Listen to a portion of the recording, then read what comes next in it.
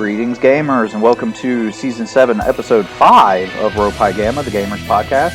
I am your GM, Byron, and of course, with me once again is my co-host, Howard. Greetings. And we're live. Or at least, well, not. Okay. I really should have said that better. This is not live, but the website is live. So, Season 7, at least to radio, podcast land, internet lands out there, Season 7 has now officially started. Nice. So, yeah. Obviously, we've got a little bit of a backlog, which I'm actually a little happy for. As much as there's a part of me that wanted to get Season 7 going as much as possible, especially considering what we just talked about before we started recording with your schedule, which I hadn't anticipated. Having a bit of a backlog of episodes is usually, having a buffer is usually a good thing. So, having learned that from Liz's webcomic, from her doing the webcomic and whatnot. So, but anyway, I guess, we usually would go... and also, Howard, just to let you know, last week went swimmingly. You were missed, but last week went well. Good. We actually interviewed Chella's best friend, Jen. Good name. Who... Of course you would say that. For those of you who don't know... As I say, for those of you who don't know, Howard's wife is named Jen. But Jim was a piece of work. Jen is a piece of work. I'll have to give you the episode so that you can listen to it. But she's 44, born and raised in rural Texas. Nice. And has been with D&D since almost the beginning. So nice. She has been gaming since almost the beginning. A Grudnard. A Grudnard. Yep. And so it was actually interesting to hear from her, like, how gaming has progressed through the whole... And actually, like, apparently she said that, like, her family was religious, and, like, her mother worked for the county courthouse. Or, the county justice system or something. So, like, she had to act, she's like, we literally, like, me and my friends got into a van and went to, like, a quarry, to the bottom of a quarry so no one could find us just so we could play D&D.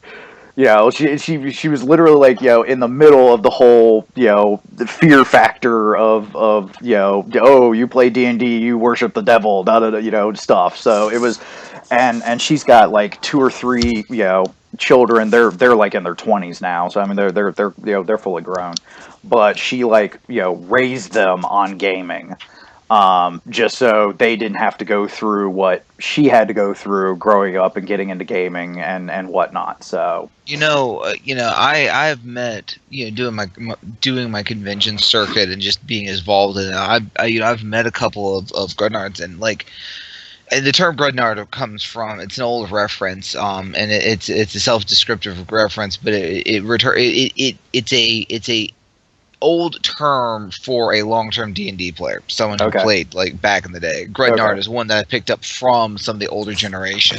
Okay. And I was a little curious as to what that actually meant. If you say Grudnard to a Grudnard, they'll know what you're talking about. It's like, these guys are the ones.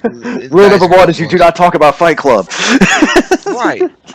But so, also being involved in the military, it's really funny seeing the old D&D players now, the ones that are still in it. They remind me so much of Vietnam vets, just the mannerism, because they came up during a time when, like, in certain rural places, like, you could, like in very, where small communities where sheriffs had, like, ultimate power back in the day. Yeah.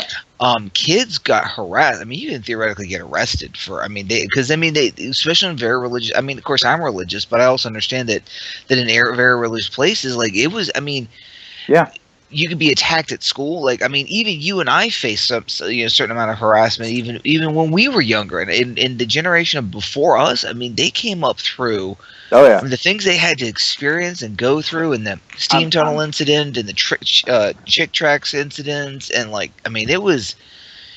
Look, and I've actually, it was really funny. Is like, I actually, whenever I meet the ones that come from the old days, one of the first things I do is I thank them, and they always look at me oddly. I'm like, look, we are in a renaissance. We are living during a period of a golden age of gaming. Golden age of gaming, but only because people like you were willing to go through harassment, abuse, sometimes legal action.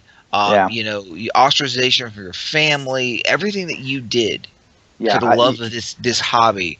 We are now reaping the benefits. Yeah, and now that you say that, I actually need to call up my mom when we're done with this and thank her, because as religious as Mom was growing up. Now, granted, she's swung more to that corner now than she was when I was growing up, but it still mattered to her then. She still let Joe play.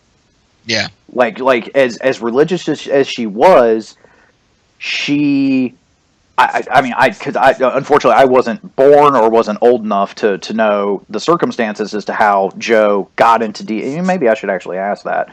That'd be really cool to ask. Yeah, I might even see if I can get him on the podcast. That would be cool. That'd be awesome. But I don't know. I know like some of my cousins played, because like there were some times we went to the beach, with the family for during the summer, that he and a couple of my cousins, he'd be GMing, and some of my cousins would be playing, and of course I'm the youngest of my generation of that side of my dad's side of the family. And I'm the youngest by like a lot. There's 8.5 years between my brother and I. And my closest cousin in age was actually my cousin Elizabeth, who had two older brothers who were the two that were usually playing with Joe. But Elizabeth was actually only a few years younger than Joe. So there was still at least a good 5 to 6 year age gap between me and anyone else in the family. And then of course, my eldest cousins, it didn't take very long before they started having kids, which makes me feel like an old man, because I look on Facebook and see some of my, second cousins freaking, graduating high school, getting married and whatnot. And I'm like, yeah. I remember when you were a kid and you kicked me in the face. I was like, you little brat. So, there was I always kind of felt odd with my dad's side of the family, because I didn't have really looking back, I could see I was a chore to some of my cousins, because they were like, okay, who's going to play with Byron? And because I was so much younger, so I don't know how Joe got into D&D, and I don't really know the circumstances as to how Mom took it initially, but obviously she didn't seem to care as much. I wouldn't necessarily say she was supportive. She didn't really. Well, it's like, oh yeah, you go, but she was. I guess she was supportive in the sense of, she was like, you go and do your thing, so long as you aren't getting in trouble or getting hurt, kind of thing. And I do have to thank her for that, because she has been, somewhat supportive of some of my gaming endeavor. She's actually been rather supportive of me trying to get Giggling Griffin and doing my the whole my version of the whole D6 project I had. She's actually been rather supportive of that. In fact, she actually came up with a couple of things when I was trying to explain it to her. She asked some questions that even Liz and I at the time hadn't even thought of, and we were just like, oh, that's a really good question. I don't know. So I gotta thank her for that. My parents, I'll never forget when I came told them that I was gaming, they were a little bit horrified to begin with, because of course, it was fresh in the mind. Again, we had some problems in high school. Well, not only that, but I remember, because I actually have a T-shirt that says, I'm the kid your parents warned you about, Yeah. and people kind of like, oh yeah, I kind of like the shirt. I'm like, yeah, for my best friend when we met, this was actually true. Because I Yes. remember, because your parents were But like, don't associate with him at all, and you were like, oh, well, yeah, you're one of the three. But so very exclusive club. yeah, very exclusive club. But anyway, but what I was saying is my parents were very leery of it to begin with, of being coming from a religious background as well. After I explained it to them, they did a lot of research, and they basically were like, okay, we'll allow you to do it so long as you're not doing these things. And I'm like, I'm playing Star Wars. I'm playing Star Wars, Mom. It's Star Wars. I'm playing Jedi fighting against evil. Like literally, I'm playing in the Star Wars movies, and my father introduced me to Star Wars movies, so it's not a big deal. He probably couldn't argue much then. He was like, oh well. And that was it. They were like, that kind of won him over. Okay. Which is hilarious. Which is absolutely hilarious because 15 years later, my mother retired from teaching. She was a primary education teacher here in Georgia for years. And by the time about 15 years later, my mother was one of the biggest proponents for gaming for kids. She was telling her like her struggling, like her kids in her class were struggling. She was suggesting to their parents to get them into role playing. Like seriously, my mom was actually proselytizing role playing to parents of students in a public school, and they would be like, "Why?" And she goes, "You need to understand. Look on my son." And she would. And I actually even talked to some parents on her behalf, explain them, the benefits of gaming. So we. I remember because when you were down in Florida, you were talking with you were working with a school and whatnot, and I remember you came. Which, by the way, dude, this weekend apparently there is a reenactment up here in Waynesboro.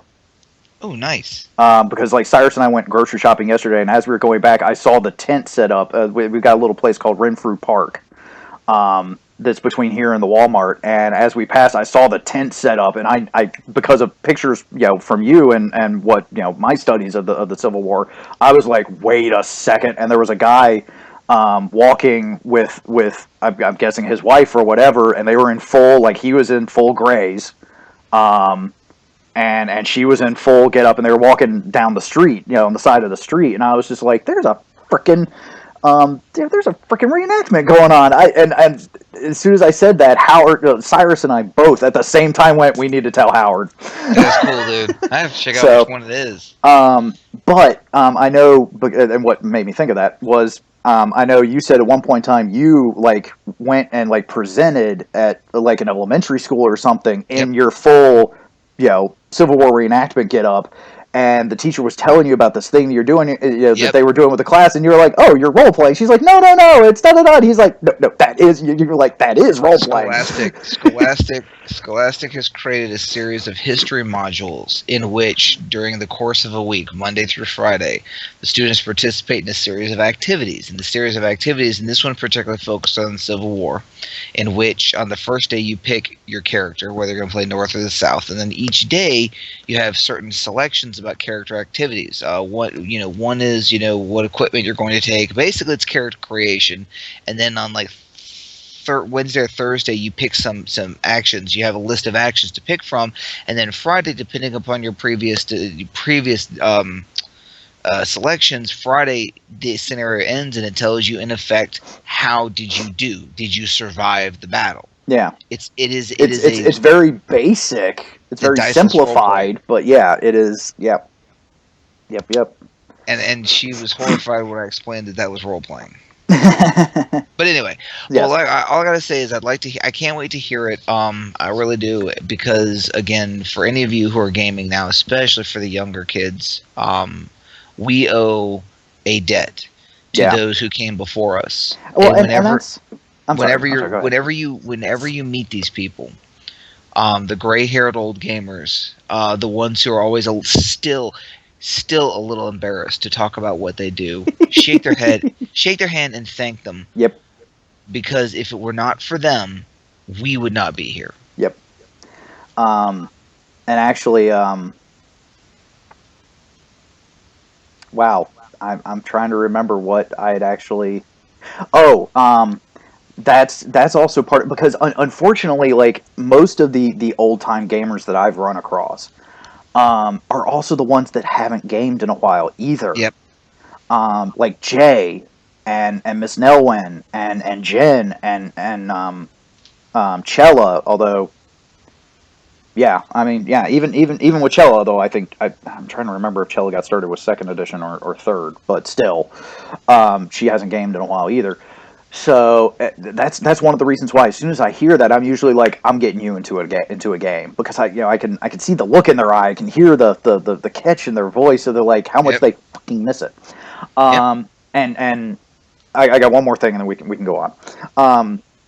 Jen actually also brought up an interesting side note slash coincidence because I mentioned to her about Jay and getting him into the Epic game, which was the first gaming he had done in like freaking like 5+ years, which almost breaks my heart. But I mentioned that I was like, because he's a security guard at a prison. I mean, low. We're not talking like maximum security. We're talking like low security. Like these guys are about ready to get back out into because he can't. He wouldn't want the high security. That's too stressful.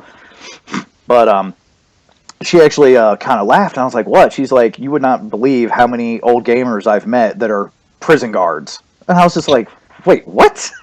She was like, "Yeah." She's like, "I don't understand it." I was just like, "The only thing I can think of is that I know Jay is ex-military, and A I'm lot of sure, gamers in the military. yeah, a lot of gamers in the military. So I'm sure the only, and I know one thing that I know part of the reason why Jay went to being a prison guard was because of his military background. He had actually been an MP for a while. So, Yep. Two of my gamers are veterans. Two yep. in my regular Sunday games. Two are vets that I know of. That you know of. So It's weird. Anyway, all right. So yeah. what what have we Last been week was doing in good. gaming? Yep. What have we been doing in gaming? And I'm going to go first because what have you been doing in gaming is going to lead into the main point of this episode. Oh, okay. So, and what have I been doing in gaming? Actually, a lot of my games have been canceled this last week again. So as many games as I have scheduled. Oh, pardon me. As many games as I have scheduled in the week, they don't always happen. My Sunday game, my Lucky 13 game hasn't happened in a couple of weeks. It should be happening after we're done recording today. So hopefully I'll be able to report about it next week. I'm not entirely sure what I'm doing with the group right at the moment because it's like I said, it's been a couple of weeks since we've played. And I'm trying to actually wrap it up a bit so I can get ready to start a new campaign with them. And I'm wondering if maybe I shouldn't just start really wrapping it up. It's just I'm not really ready to start the new campaign yet. So I'm like, yeah, I'm in that weird headspace of like, I kind of want this to end, but yet I don't. So I'm supposed to be gaming on Mondays, but that hasn't happened in the last couple of weeks. The Karma game with Matt has unfortunately been fraught with some tech issues and schedule issues and whatnot, but we did game last week, and actually that's now shifting to Wednesday nights because one of the players is getting a new job and Tuesdays are no longer going to be good for her. But we actually had an interesting moral quandary happen in that game. We've been climbing the mountain to get to the ancient dwarvish king's tomb, so we can get the MacGuffin we're looking for, the one gem for my gauntlet. And unfortunately, like the area has been fraught with giant activity, which if anyone knows, especially standard D&D and Pathfinder, dwarves and giants don't get along. And like the one ranger in our group, the elf who was raised by the dwarves, her family, when we were visiting them before, had mentioned that the last few patrols and whatnot they've sent into the mountains have not come back, which is part of the reason they're allowing us to go and go into the tomb and do what we want to do, because they're like, look, we need to find out what the heck has happened to. I mean, we found like Matt's had it to where crossbows were invented by dwarves, and they're very like crossbows are not common on his world, which is kind of interesting. because in his world the dwarves invented the crossbow and they're very protective of the design. So either so like if you're wielding a crossbow, either you're wielding someone's knockoff of the dwarvish design, or you're wielding a dwarvish crossbow. In which case, it's if you're not a dwarf, you're probably got it by black market means. So don't let a dwarf see it. Um, but anyway, um, and so we were climbing up the trail. My character had actually learned spider climb a level or so ago, so I actually had enough castings I could cast it because I'm a sorceress. I could cast it on the whole group, so we actually cut some time by everyone literally walking up the sheer cliff side of the mountain, which I thought was fun. I was like, yeah, I could, because I'm keeping my spells very utilitarian. We've got a sorceress who's a like elemental bloodline fire. She's the descendant from the fire. Ifrits type of character. So she's our boom mage. So I'm trying not to step on her toes. And we came across another hill giant. Actually, two hill giants were coming down the trail, so we hid, and our bard casted Charm Person. No, actually, I think he actually had Charm Monster. He cast it because the Charm Monster works better on the giants. He cast Charm Monster on one of them, and then came out of hiding, and unfortunately no one speaks giant, so he had to pantomime. But he pantomimed for the one giant to attack the other one, and apparently they didn't really like each other to begin with, so that wasn't that far-fetched. And the giant, took his club and knocked the other one in the gonads, and basically beat the shit out of him. But then we were sitting here and we're like, what do we do with this one, with this other giant? Now, I had been in a game before where we had charmed an enemy and had him help us, but then when we were done, I was like, okay, well, we don't need you anymore, and I killed him. And the GM almost had me alignment change because I was of good alignment. And I was like, why? I mean, he's like, yeah, but you had charmed, I was like, he's still an enemy. It was actually a drow. I was like, he's still a drow. And he's like, yeah, but you had charmed him. He was your friend now. And you just fucking ran your rapier through him, through his heart. And I was just like, oh, wow. Yeah, now that I think about it, yeah, I was kind of a dick. Kind of dark, dude. Yeah. A little dark. So having that experience before, I was like, okay, well, we need to, just, send him off. But our monk, our lawful good monk, was like, he's too dangerous. They've been killing dwarves. We need to just kill them. And most of the rest of the group was like, we're not comfortable with that. And it almost got into a heated argument out of game, as well as in.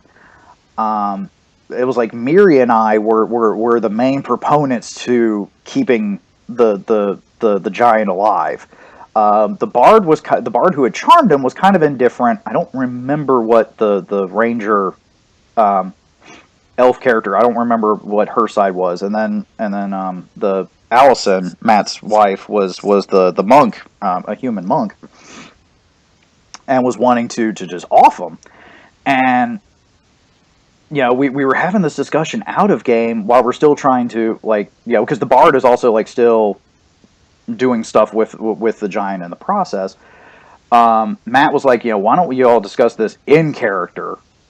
And Miri and I were getting, because, well, Miri and I were discussing, private messaging each other, going like, what the heck are we going to do? Because it's like neither of us were really comfortable with that. And I was like, you know what?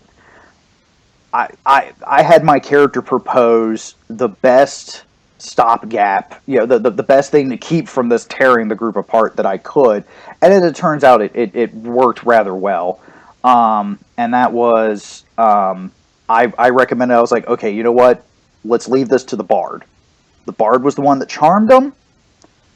That in my mind, the bard was the one that cast the spell. In my mind, that made the bard responsible for him. So let's leave it up to the bard.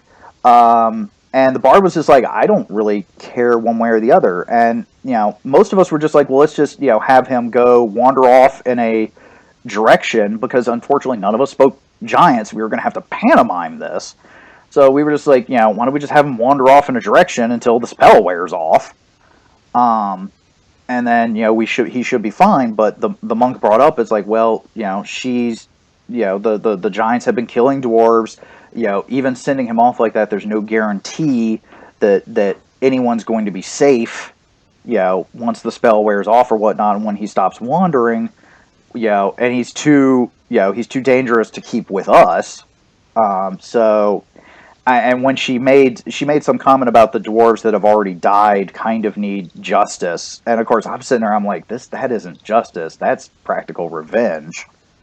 But when she made some comment like that, the bard was like, you know what? Okay, yeah, let's off them, and we did. So, and afterwards, Allison made some comment about feeling like, she's like, I wasn't trying to be the enemy, and we were all like, we weren't trying to paint you as the enemy. It's just because I even made the comment. I was like, if I was playing a different type of character, I probably would have had no qualms with this. It's just the way my character is in this game. She had issues with it.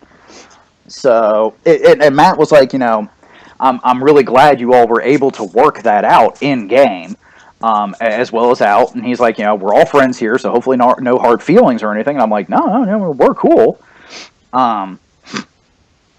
But he's like, I'm not going to do something like that often in this game, but I do kind of like throwing that little, moral quandary into things every now and then. I thought he handled it well enough, because he did pretty much leave it to us.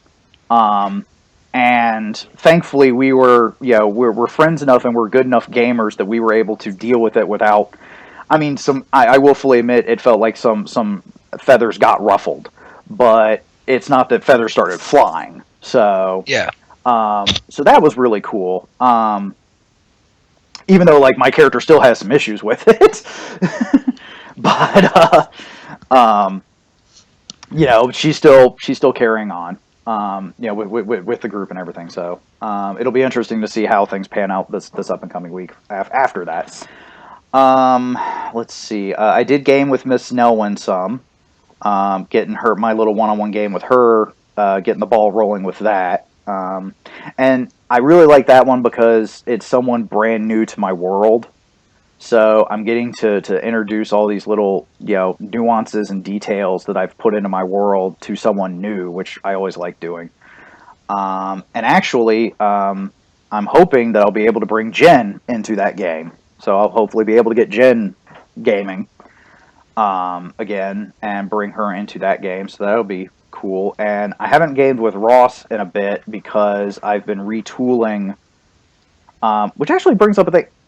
I want to, not today, but at some point here, Howard, remind me. I've got a new character class I've kind of melded together from a couple of different sources for a new take on how to do force users in a D20 system. Not using skills and feats like how Star Wars D20 does. Melding it more like a spellcaster, but with a different form of spellcasting than normal. I've been melding together and to rebuild my character for Ross's game using this class, and I haven't gamed with Ross for the last couple of weeks because I've been working on the class and then on the rebuild of the character, but I'm almost done. So hopefully this up and coming Thursday we'll be able to continue that. But I want to send that class to you to see what you think about it. Sure. And then I was actually able to do my Friday game. And unfortunately I wasn't as prepared as I would have liked, so we didn't get as far. But the plot hook to get Ben's character into the spotlight and get him, more interest, get him more involved in the game is working, and is working rather well. And they were actually able to get to his. Actually, I had them teleport to the monastery because he's playing a monk, and they teleported to the monastery where he first started training before he went off to the Adventurers College, and of course it's desolate and almost ruins.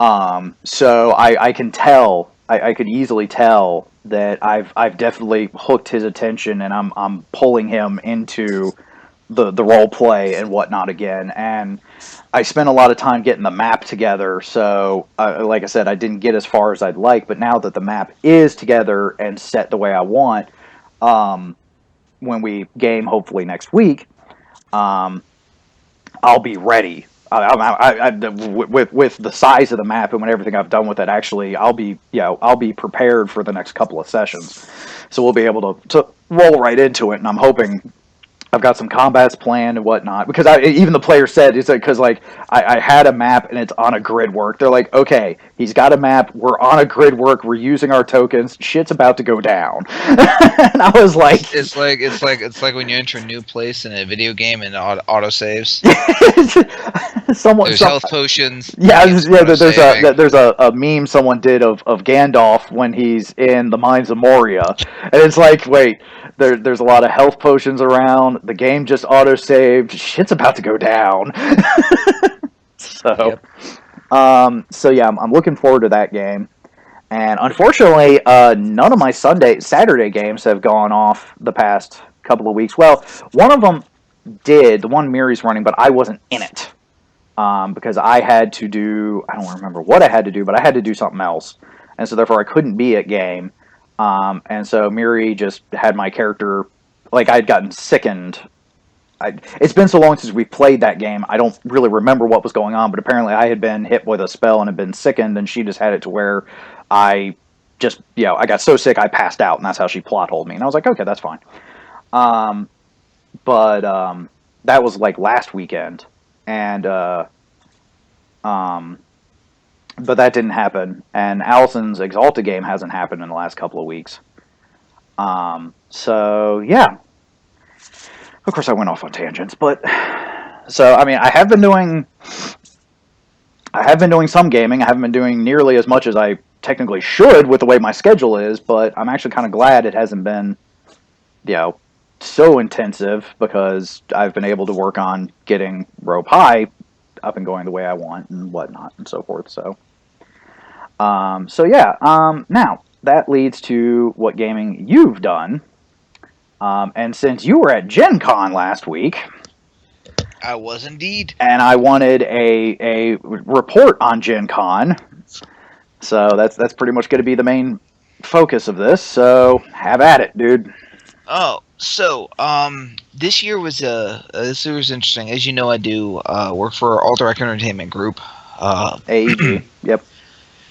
And it was a weird con for a lot of reasons. The first reason is that last year was the 20th anniversary of Legend of the Five Rings, which was the AEG's flagship game. It's a card game, CCG. It was one of the most successful CCGs after Magic. It also had a very successful role-playing game, book line, the whole 9 yards. Right. We had the 20th anniversary last year. I was there for the celebration and everything. The company owner, after the 20th anniversary, went to talk with an old friend of his, a former AEG employee at Fantasy Flight, apparently. And as you know, because we talked about it on the podcast, between last year and this year, they sold it. They sold it to Fantasy Flight. They actually sold the rights to the entire L5R line to Fantasy Flight. And so this year, there was no L5R at GenCon because Fantasy Flight is releasing their first set in 2017, apparently, because there's a huge meeting that I wasn't able to attend at Fantasy Flight talking about the future of L5R. It says, we had sold the rights. We no longer have the right to sell it. So that was interesting. That was probably one of the biggest things happening in the area on the floor, which is also ironic because, as you know, or you may not, Seventh Sea just successfully kickstarted and released it under the original licensor. I can't remember the guy's name is off the top of my head.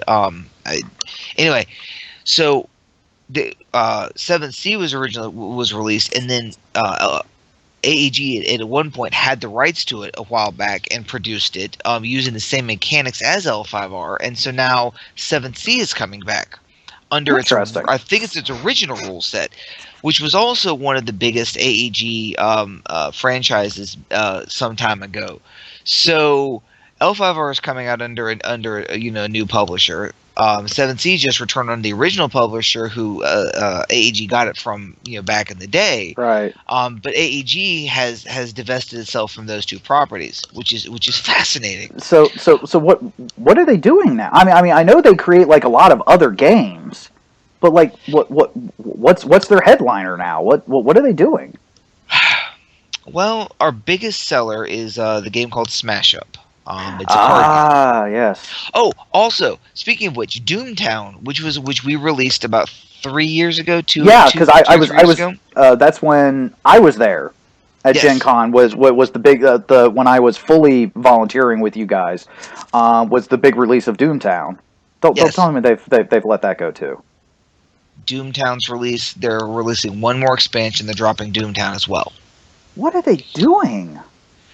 They are changing the model. First of all, CCGs are dead. Other than Magic, the CCG market is dead. As a matter of fact, the LCG market, the living card game, is actually a trademark of Fantasy Flight. The term living card game, Yeah. LCG, is actually a Fantasy Flight trademark. Yep. Collectible Because card games, they resurrected Netrunner right? with that. Which is very successful. But Yeah. the thing is that the CCG model is dead.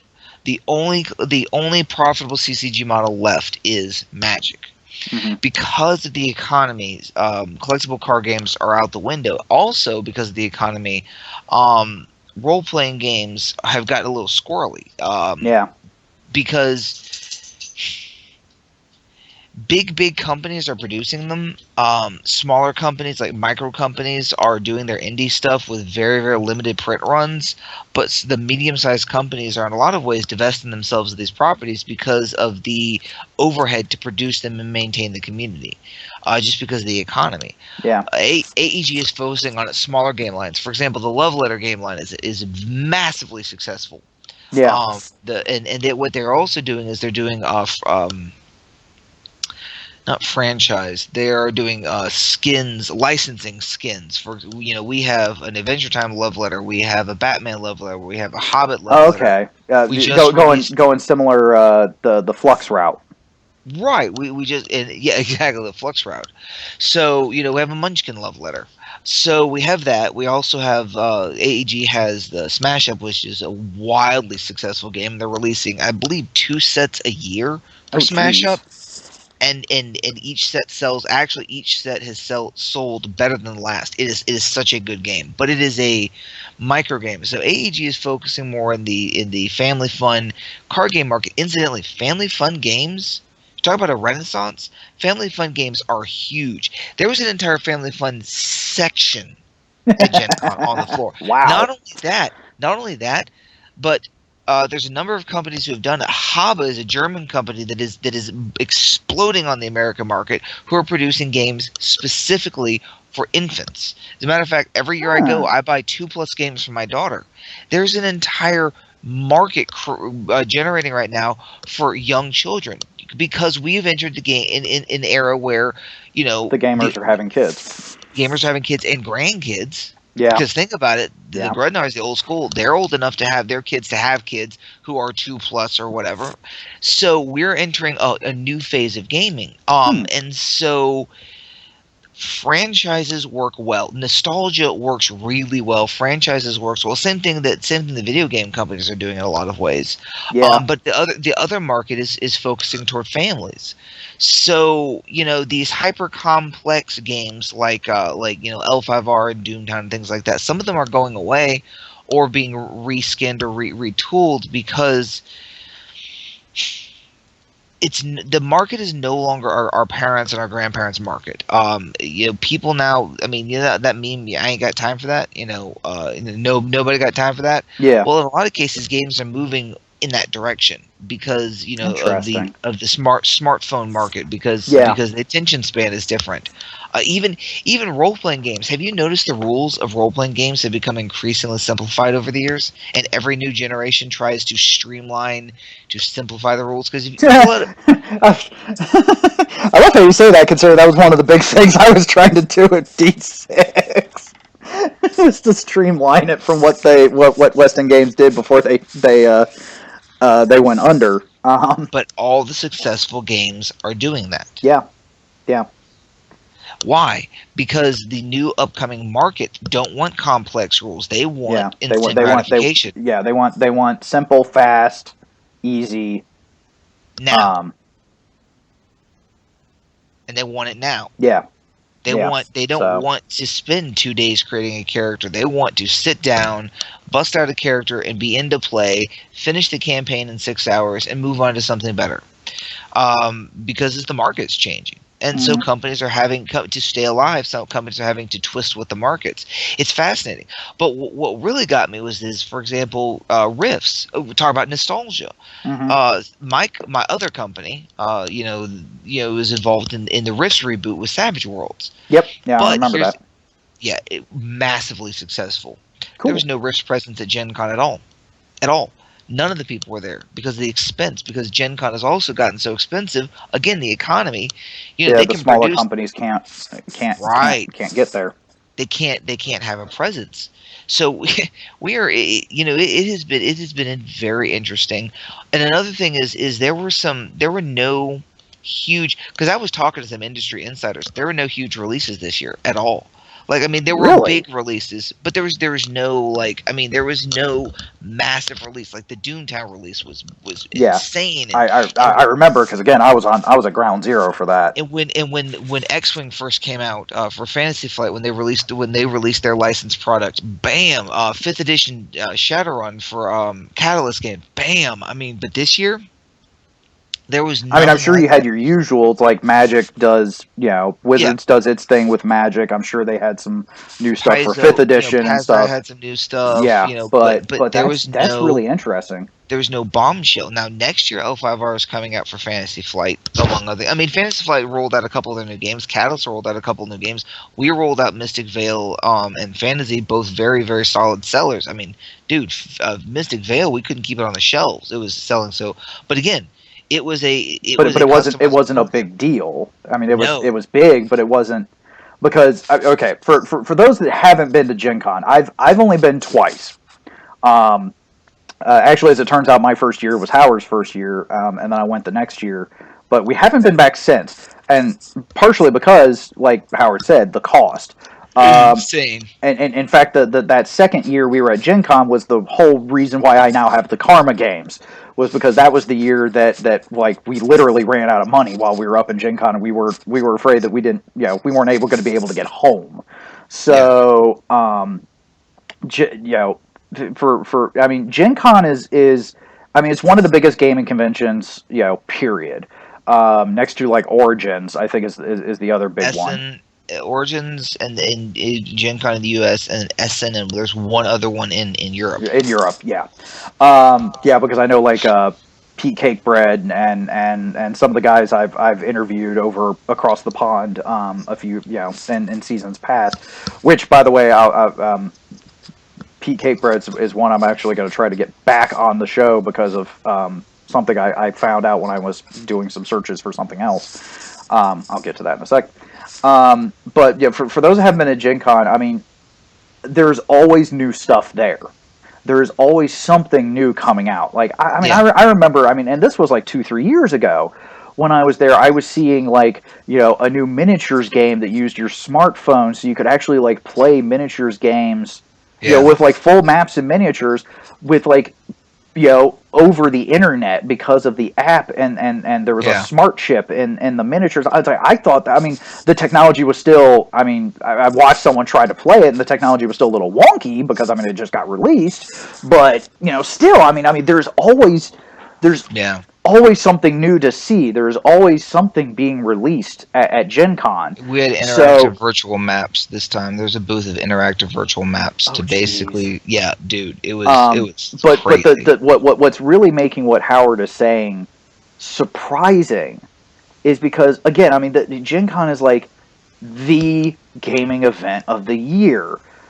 Again, outside of Origins in the U.S. So, like, if you've got something, big you want to release it at Gen Con. I mean, I remember, and that's also what kind of surprised me about AEG getting rid of L5R, because, like, AEG did this big L5R tournament every year, and did these big L5R events every year at Gen Con.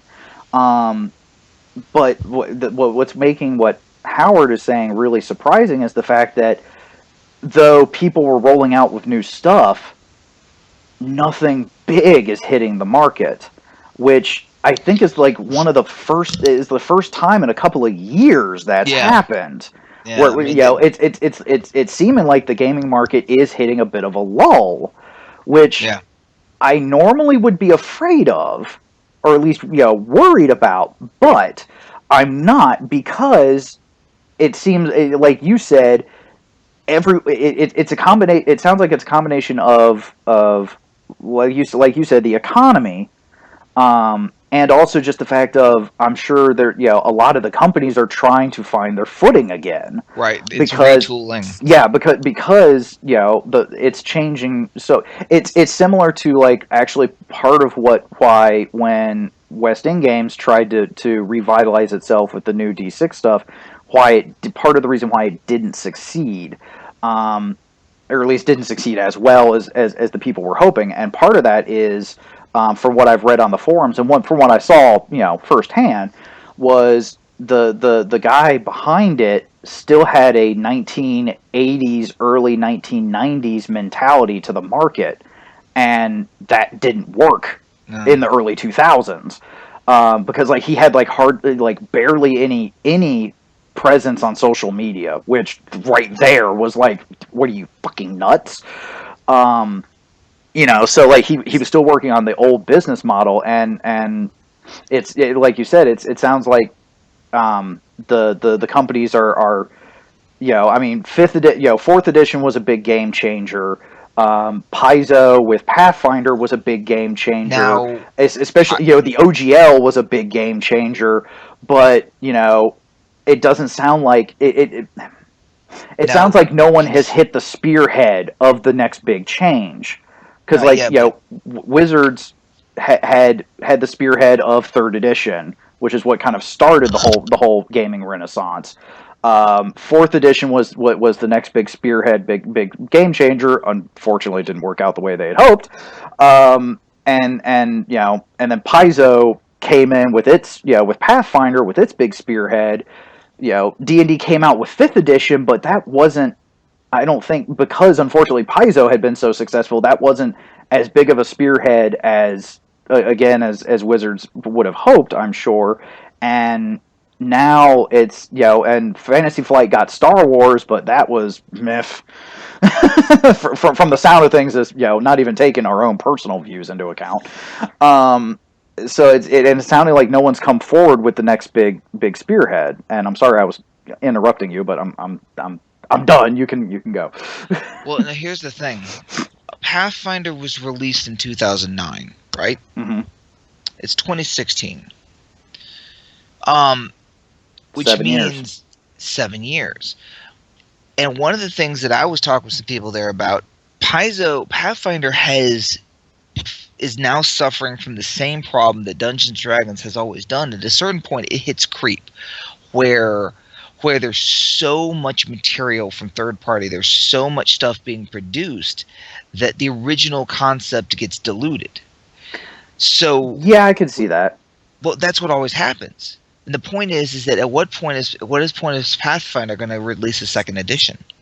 Because 10 years is about the shelf life of a game like that. I mean, much beyond 10 Mm. years, you begin to run into problems because of rules clarifications, and because, you know what I mean. Because I mean, That's an interesting thought. Um, I'm not sure, because Now, part of the reason why I don't feel necessarily that Paizo would need to is because of the SRD, but that does bring up a very good point in the sense of, because I remember when like 3.5 came out, I was like, guys, it is too early. Um, but as it eventually boiled down, I was glad they did. Um, Yeah. but and then of course when fourth edition came out, I was like, oh dear gods, guys, what the hell did you do? But Pathfinder's been out for 7 years, Yeah, and it has produced a ton of material. And Paizo's booth exploded. Like Paizo like doubled their floor space at Gen Con. I mean, you know how big Paizo's booth was back, a couple years ago. It's like vaguely, twice yeah. the size. Oh It's wow, huge. Paizo's booth is huge, mostly play area, but whatever. But the point is that Pathfinder has, I mean, third parties, has exploded. Pathfinder's been out for 7 years, and I'm curious. I'm curious whether Pathfinder is going to need, because I mean this is the evolution of large publications. Because I mean look. I mean how many we're fifth edition Shadowrun. What D&D is in its fifth fifth edition. edition. Every other game, L5R before being handed over was in fourth or fifth edition. That's just the way games work. I mean, you come up with something successful, it grows and grows and grows and grows, and then it becomes unmanageable, unwieldy, third party, diluted rules, loss of focus. Markets. You have a huge market share, but you're not really capitalizing on it, and also every time you come with a new edition, you hit your player base for another guaranteed X amount of money and cash infusion. And right now we're in a retooling. Right now there seems to be some lulls and stuff Next like that. next year, I think is going to be big because I just remembered something. And that is Like you said, Fantasy Flight now has L5R. right. Seven Seas is going back to its original. Paizo is coming out with a science fiction side of Pathfinder. It's called like There you go. Starfinder, I think, and I There think you it's go. due to come out like later this year, next year. There it is. So I'm yeah, telling you. yeah, And and that it's next year. Next year is going to be the big push, and it so this sounds was the like from a breath. lot This of was the companies. Yeah. This was the breath before the release, and there's something. So that means there's something happening next year that's going to be, because I mean it's going to be huge. I mean there's going to be a lot of major stuff at Gen Con next year. Yeah, that'll be really interesting to see. Yeah. I might. I might have to see what I can do about getting to Gen Con next year then. Now that being said, I mean, there wasn't any earth-shattering stuff. However, there was some pretty cool stuff there. For example, if you're into BattleTech, Kickstarter Harebrained Schemes, they had a booth where they did their like super pre-alpha, which I saw the booth half a dozen times, but I was never able to play it. But they actually had a release of their game. Like I said, the virtual tabletop group table was pretty freaking awesome. The massive section for family games, which it was Yeah. a huge section for, and literally it had a family game section. And if you have if they're marking out that much floor space for a specific at, subset of at gaming Gen Con, at yeah. Gen Con, Yeah, family fun it's games are yep. making bank right which now. which I'm all for. Yeah. Because being able to do something with your family again and whatnot, yeah, that's great. So Now another thing I'll bring up is not AEG, because AEG was doing, and we did very well. that's I good. don't know final sales, but I do know that our booth was hopping the entire time. So That's good. AEG had a really good presence. Like I said, no major flagship type, like huge IP. Hmm. But like I said, our Love Letter, our Pathfinder, or not Pathfinder, Love Letter, our Smash Up, and then of course Mystic Vale and Fantasy all did very well. Mystic Vale and Fantasy being the two new games. Um, but I overheard like the lunchroom conversations, the bathroom conversations, and I actually talked to a couple of booth friends that I have, and there was some weird conversations going on this year. One was the cost of going to Gen Con is getting so high that a lot of the smaller publication companies were actually using this year as a cost benefit analysis to see if they're even going to come back next year. Oh A, wow. B, Which again, with the realization we kind of just made, that is going to yes. make next year very interesting. But what else is they actually increased the floor space for vendors by 30%. They actually opened up an entirely new section. The vendor area Mhm. was massive. Wow. I don't Yes. remember how big it was just 3 years ago. Oh, dude, it's insane now. But that Jeez. also meant that also is why Paizo and other booths expanded. Our booth expanded because they opened up a bunch of new floor space. Everyone was able to renegotiate their contracts, and so a lot of the big publications were even, or big publication companies were even bigger, had like a physically larger presence. Hmm. But they also expanded. They made they made the aisles bigger. They actually increased the size of the floor, which is great, except for the fact is that it reduced the density in the hall. And so Mm. a lot of the companies were talking about, it seemed like they had fewer numbers, which I haven't checked the final numbers, but I think the numbers were at parity or even higher. But because they physically changed the layout of the floor, it threw off everything. The dealers were having issues, customers were having issues. It was a very, very, very And bizarre year. I remember how hard it was to navigate just the con, much less the vendor room 3 years ago. So This year was bizarre. Like, I wow. mean, it's growing pains. First of all, the entire floor space changed. It grew by like 30%. Right. No major release. It was just, a couple of years ago, the Fantasy Flight line wrapped around their booth. Yeah. This year they had a long line, but because the area had increased, because the aisles had changed, there weren't the same lines, which is exactly what Gen Con staff was trying to do. But it really threw off everyone's metrics. People were complaining about, people having trouble finding them. People were complaining about, not having so many people at the booth, even though I actually pointed this out a couple of them. I'm like, you do realize that by increasing the floor space and by increasing the aisles, the density in the room has changed, meaning, You before you probably would have had the same numbers, but it or just doesn't more, look like it. or it just doesn't feel like it. Feel I said, like it. I work in the stock room, and I said, look, I was pushing out, not as much, but close to as much stock as I was doing before. Also, which threw me off, is I actually had help in the stock room, so I had half as much work to do. But it still felt like things were moving pretty steadily on our big game lines, like say like Mystic Vale and Fantasy Right. on Smash Up, because Smash Up always moves. But Yeah. it was this year at Gen Con, dude. It was this really bizarre.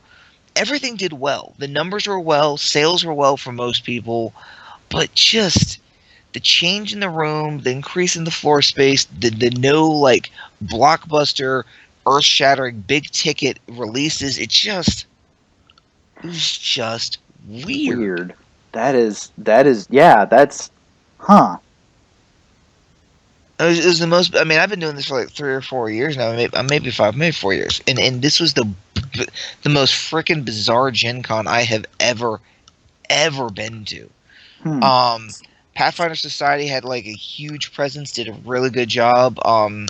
Fifth edition D&D, nothing earth shattering, but apparently, it's continuing to plug along or chug along. It's D&D. I mean, it is Yeah. it is what it is, right? Yep. But it's just, this year was just the oddest Gen Con I've seen. Hmm. And talking to people in the industry, a lot of people are thinking about, smaller publishers are thinking about leaving just because, we have reached a renaissance, but everything's also going mainstream, which has its benefits and has its disadvantages. I mean, Yeah. look what's happening to cosplay right now. I mean, mainstream is great, But but when people start getting paid professionally for it, then only the professional players can really do anything, and the independent, because it used to be, anyone with some duct tape and an idea could go out and create a costume, but now, unless you have sponsors, or unless you have a YouTube channel with 100,000 viewers, or unless you're like doing the convention grind, or unless you're doing something nude, you're not making any money doing it. You're not making any splash. well, now granted, a lot of cosplayers don't do it to make money, but I get what But you're saying. they're being marginalized. Yeah. Because it used to be that everyone's on the same. It used to be nobody had corporate sponsorship, but Yeah. now you have those that do and those that don't. Yep. Gaming, I mean, Paizo's booth increased, our booth increased, Fantasy Flight's booth increased, Wizards' booth increased, all the big ticket booths increased. A bunch of the smaller guys were like, you know what? Why in the hell are we even coming to this show? Yeah. And that's and again, it's like, you know, with the breath the industry seems to be taking with next year. I mean, I'm hopeful that next year will spike, but I'm actually wondering how many companies are going to see it through. Right. Yeah, or and even going to bother. So it's going to be interesting that I'm unfortunately I'm fearful that, you know, next year is going to be an explosion, but it's not going to be as big or as forceful as people are wanting or hoping, and we could start seeing another decline in the industry, unfortunately. Or at least a decline in things that we know, because like I said, Yeah, companies are with all the new divesting stuff. themselves. Companies are getting rid of bulky lines. Yeah, They're reducing it market, dude. It's people don't have the money, the dispensable income. There are yeah, fewer people. I mean, LCGs like are dead. Other than Magic, LCGs are dead. Big games other than the big few like Pathfinder, D&D, with Shadowrun and a few others, like they're going away. The big IPs like Rifts and things like that are being bought up by companies like AGs. We're divesting ourselves, but that side mid-sized companies are buying up a few of the older ones to try to stay, basically hang in there. They're either divesting themselves entirely like AEG is, or doing what Pinnacle did and buying up the older franchises and trying to use the nostalgia factor yeah, in order to to cling on to their market share. It's weird, man. It's weird. yeah. And then of course, unless you're a big company, the only way to sell big games now is Kickstarter. Kickstarter has become the gaming. I mean, everyone uses Kickstarter now.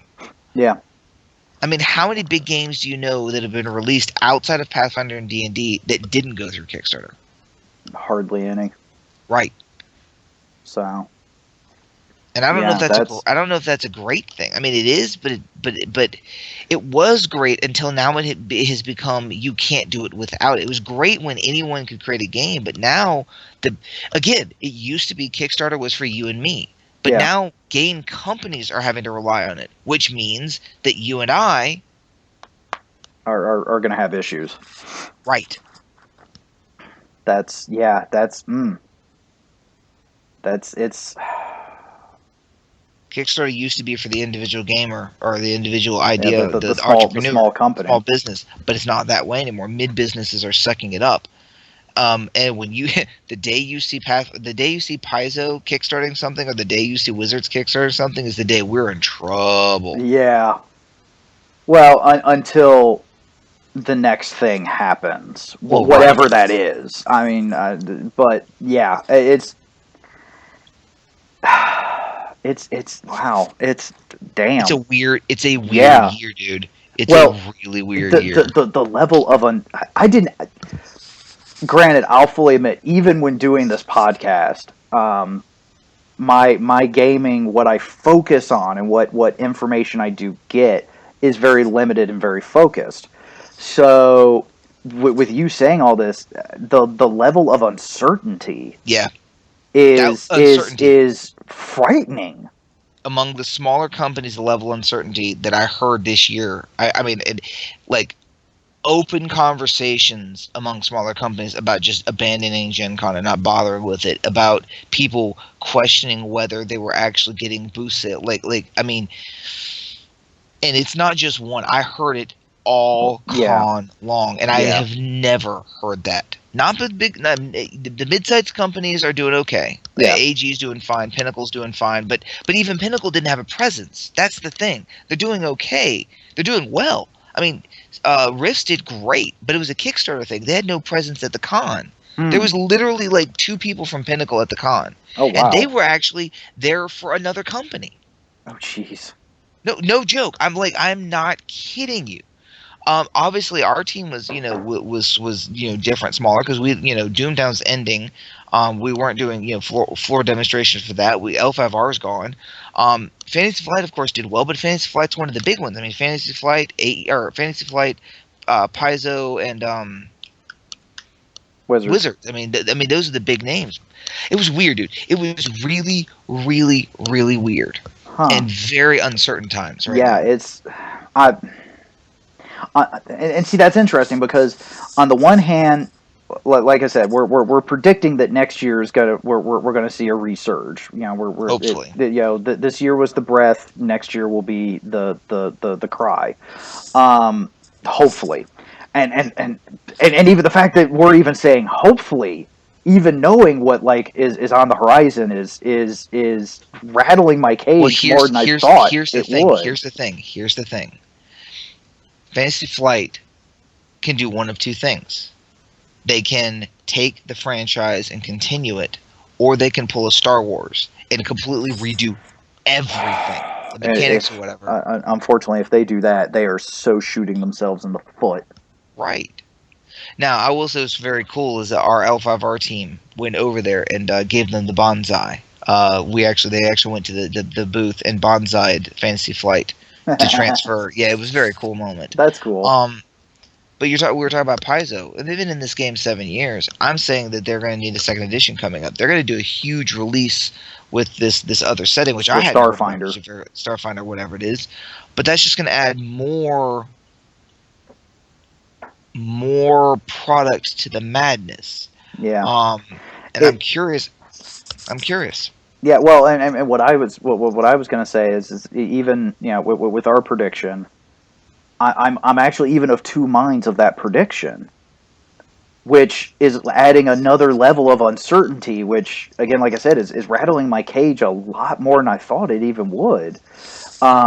In that, on the one hand, I want to see the industry still grow and chug along because again, like even when what we were talking with earlier and in my interview with Jen last week, to see it go from it was kind of like what even with anime, I mean, I remember a time where you could go into a Best Buy and you were lucky if they had 5 or 6 titles of anime, and you were lucky if any of those weren't the few known mainstream things that were going on at the time, like Dragon Ball Z and stuff like that. And now you've got whole sections of anime, which is, I mean, on the one hand is great, but it does change the perspective of things. And I'm of two minds because on the one hand, like I said, I mean, I want to see the industry grow. I want to see the industry continue because I mean, we've had to drag through the mud to get here. But on the other hand, I mean, I remember it's similar to the baseball card industry, and even the trading card industry before now. Because I mean, you remember when Magic got big, everyone was making collectible card games. Yeah. I mean, they were making collectible card games of everything. And of course, everyone was trying different rules and whatnot to try to to set themselves apart, but still kind of ride the coattails of Magic. And it flooded the market. And then of course the economy changed, and that changed everything. But it was similar to the baseball cards because like Joe used to be really big in collecting baseball cards. And it just got to the point where like even the people who were making baseball cards like Ultra and I don't even remember some of the other names, like they were doing, like even each company was doing multiple lines of them, and the market just flooded to the point to where I actually tried to get rid of the baseball cards that I had collected over the years with my brother. I could barely give them away. Yeah. Because they were from that time period now is known as everyone's got everything from that time period already. So like the hardcore, constant collectors that are still in it were just like, it's like, oh, because like Liz was scouting out some stuff online while I was at work. And the most of what she was hearing, she was like, hey, my husband's got this large collection of cards we want to get rid of.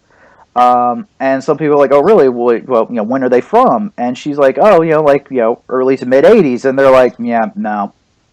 And she's like, why? And they're like, everyone's got them.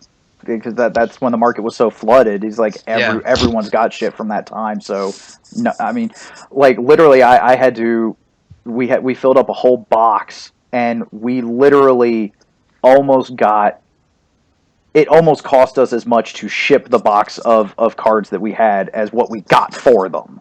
Right. Which, and I remember back in the day, everyone was like, "Oh yeah, these are good investments. These will be worth money later." And it's just, Nope. it's so.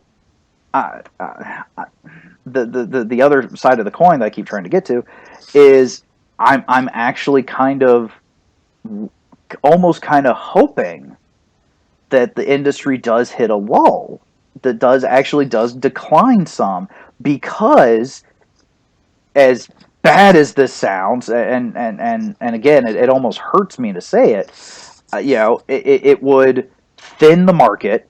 Yep. It'd be like Trim the fat. almost kind of the cleansing fire. Well, I don't want to really use the cleansing fire of the forest analogy, because that's usually a very sudden and violent cleansing. I don't I don't want that But of I the know. I industry, mean, but the Renaissance has created a glut in the market, and we're going to reach a point. And with the economy doing continuing to be poor since 2008, during the economic downturn, mhm. we really need few, fewer games in the market. We really need less product.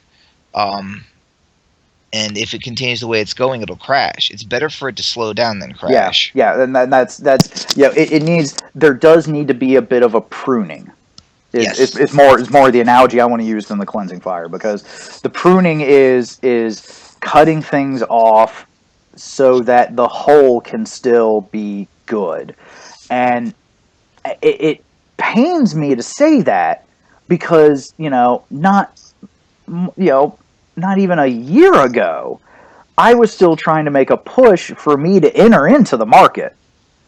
Now, granted, I've it maybe and maybe that's good timing on my part that I put the brakes to that, um, for a multitude of reasons. But because now I'm sitting back and looking at the market, and especially with the insight that you've given, I'm just like, I don't want to get into the market right now, because I'll get lost. I'll be I'll fully realize that if I get into the market, I'll have my bottle rocket. I'll be woo boom, and then I'll be done. And I know that if there is a pruning coming in the market, I'd be one of the things to be pruned. And I was I just like, if that's not the reason why I'd want to get into the market in the first place. So I know I'm definitely wanting to sit back and take a look and just go, where is this going?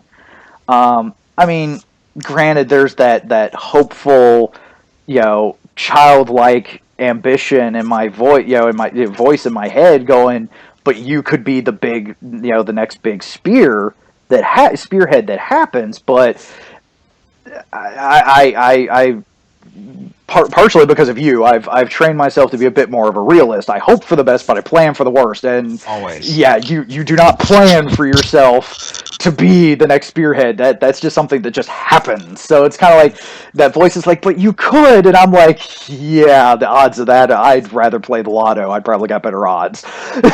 So I it's think I think we need to wait till next year. Based yeah, on this kind of thing, we yeah, need to see what happens next year with Paizo in particular.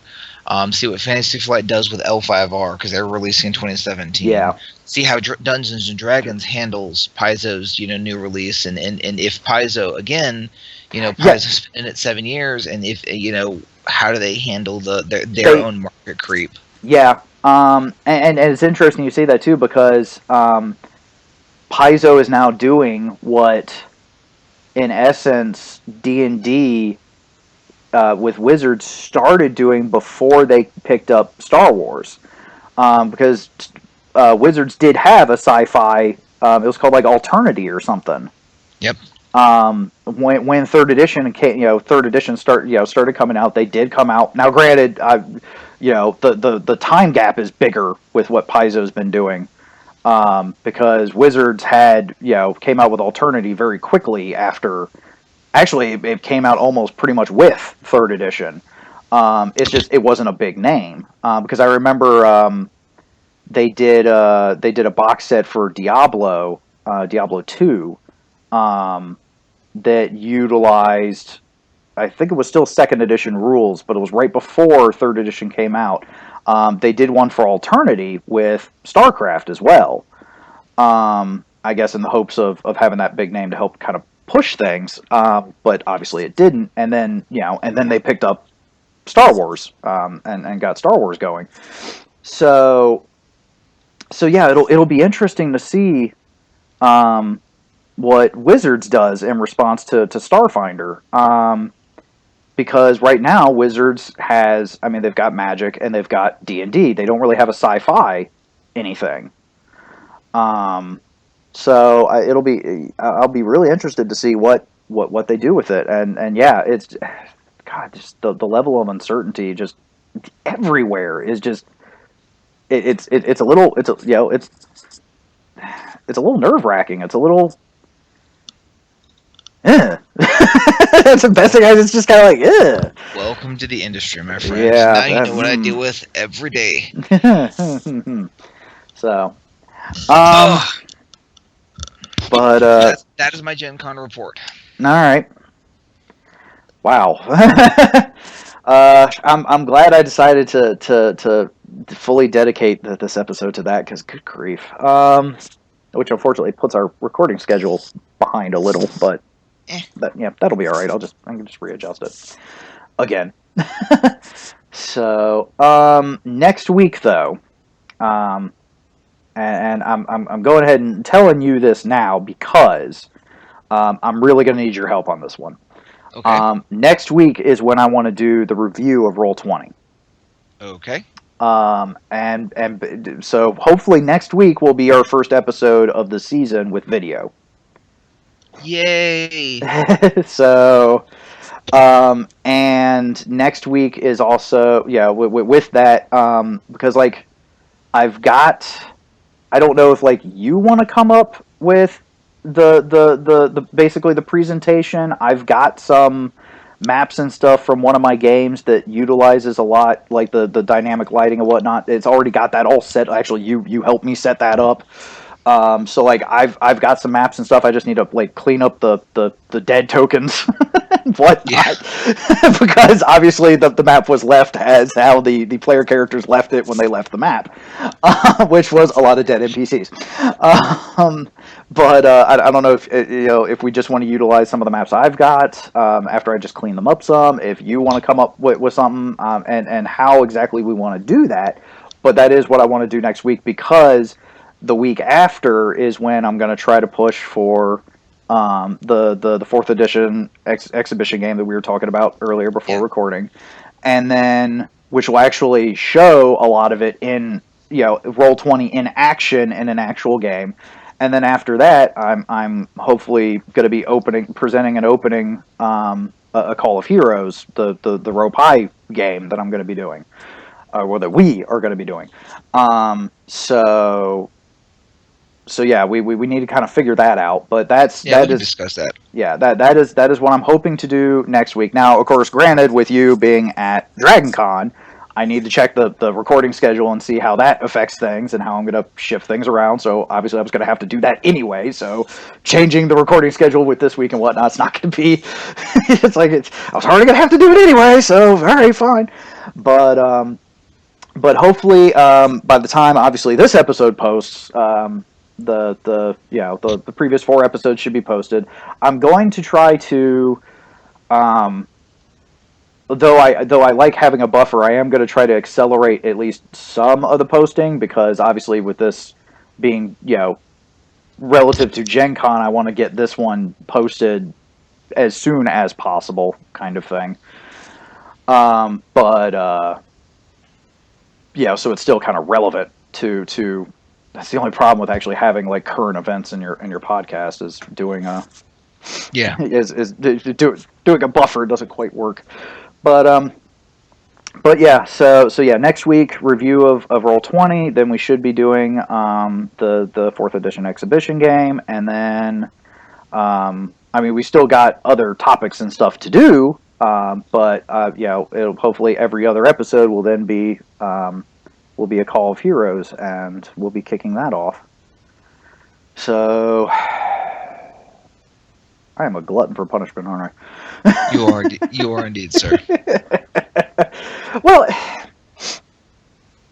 as I stated at the beginning, because it was interesting, because recently I finally fully edited the first couple of episodes, which is part of what has delayed the release and the website going live was I needed to get the episodes edited. And hearing through the episodes again was actually kind of fun. But especially that first one, it's like I've had ambitions of this for this podcast, like this for this podcast for a while now, but I never either had the support or the knowledge or the enough gumption and get go maybe even to really push it to where I could do what I wanted to do with it, and now I do. So it's interesting. I am putting a lot on my plate, but hopefully with your help and Chella's help, because Chella, good God, Chella is freaking superwoman. I'll actually be able to still keep my head above water. So anyway, I'm rambling and whatnot, so we should probably wrap this up. So there is a contacts page, so because hopefully if you're seeing this, it's either on YouTube or on the website. So there is a contact page on the website. So if you've got any questions, comments, concerns, suggestions, what the fucks, anything, so long as it's tabletop gaming related, and even then, we'd love to hear from you all. Just please, just reach out to us, and we could probably do it. I don't even know what I'm trying to say with this right now. So, just aside from the fact of let us know you're out there. Yeah, we do answer questions. I mean, look. Yeah, I mean, just look at not last week, the week before. Yep. With Will, that's causing this whole exhibition game coming up. We take concerns of the listeners seriously. Yeah, no, always. Always. So, but yeah, so anyway, thank you for joining us this week. Hopefully you'll join us next week for the review of, I'm also saying this a lot to galvanize it into both of our heads, but primarily mine, that this is what we're doing next week.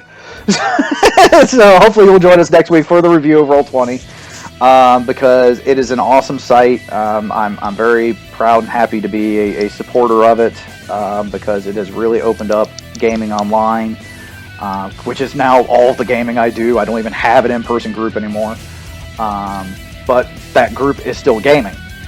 That's what I love. It's the fact that I had an in-person group. It's now not in person because it's now online.